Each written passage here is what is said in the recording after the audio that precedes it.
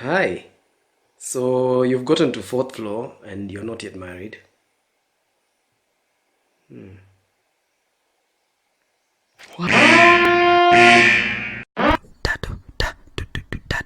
Stay woke. Hey, this is Tumizi, the guy behind that Kenyan flag you used to see before. Now, this time round, I've decided not to hide my face because the topic we're talking about is kind of personal, and I just thought that you'd need to see my face so you could feel me. You know what I'm saying? Yeah, so if you're like me, you've lived all these years and you've gotten from first floor to second floor to third floor to fourth floor, and you're not yet married.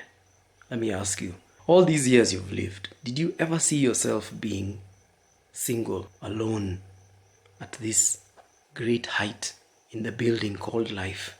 Fourth floor.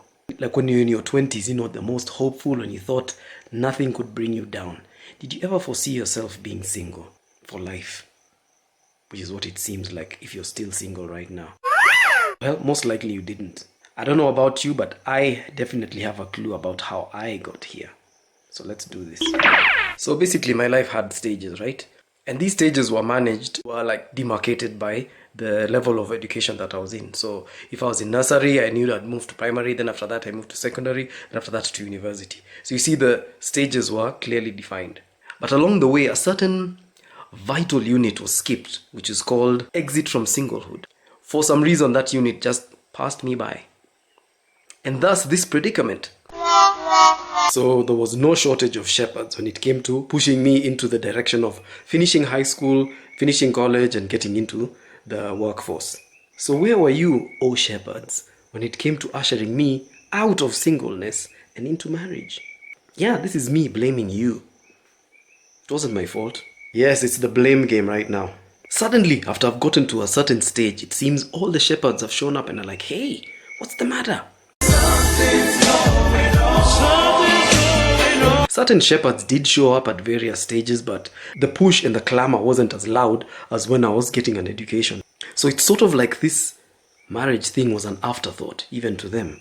Or maybe were they afraid I'd get into it too early, so they didn't mention it, and then afterwards, when it looked like it was going to be too late, they'd be like, oh yeah, by the way, you don't have friends?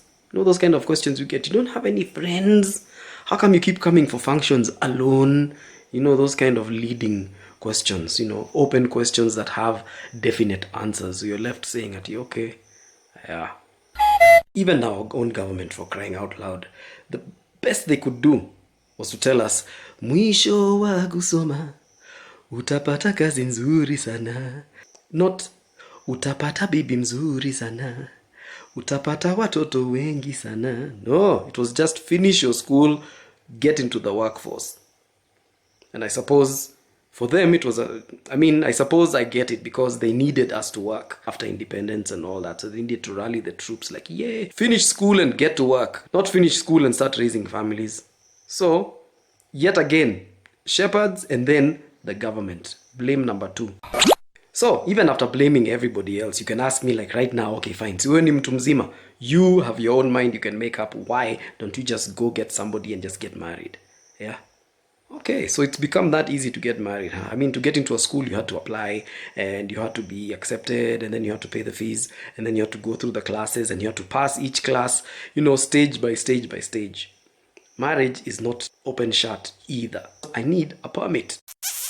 I can't just talk to a friend of mine and say, you know what, just come live with me and let's see what happens. No, permit first. You need a permit before you can do any of that. I know I said do, but please, let's stay focused. Yes, a permit to have a wife and to have children thereafter. And yes, I'm one of those old school guys who believes, you know what, you have to jump through the hoops. Go talk to her parents. First of all, convince her. Then go talk to her parents, talk to your parents, go talk to their parents, and then they will do these back and forth things until finally you're told, you know what, go forth and fill the earth. And oh yes, here comes the Kizungu Mingi brigade. A story Mingi bana. You just get married. We just find somebody and get married. We need to wear kitenges bana. Tuko na material tumeweka mahali, tunataka kushona kitenge, na tunataka kushona kitenge brigade. I see you. I know you love to attend weddings, jump around, do the mugivi and walk around and around the cake and be like, la la la la la la, oh, mtu It's so much fun, you know, singing those songs, dancing, you know, having a good time, eating my cake. Some of you even love, you know, pushing each other out of the way and catching flowers, you know, the full shebang. It's all good. I also love weddings and I find them to be very fun occasions, but if what is really bugging you is the kitenge, then what I can say is use the words of some very wise lady I came across on Instagram. Her name is Chebet. Just check out what she has to say. Shona kitenge va. Christmas va kitenge va. Yes, nunua kitenge va. So as far as this issue is concerned, I don't know what the future holds. If you have some ideas, holla. Well, let's exchange ideas. Maybe exchange numbers. If any of you all feel me and are on the 4th floor and people are giving you pressure, holla. There's a comment section below. And also subscribe. You know, there's nothing wrong with that. Yeah, it's free. Just in the meantime, I'll just be staying woke and you should too. Tumizi.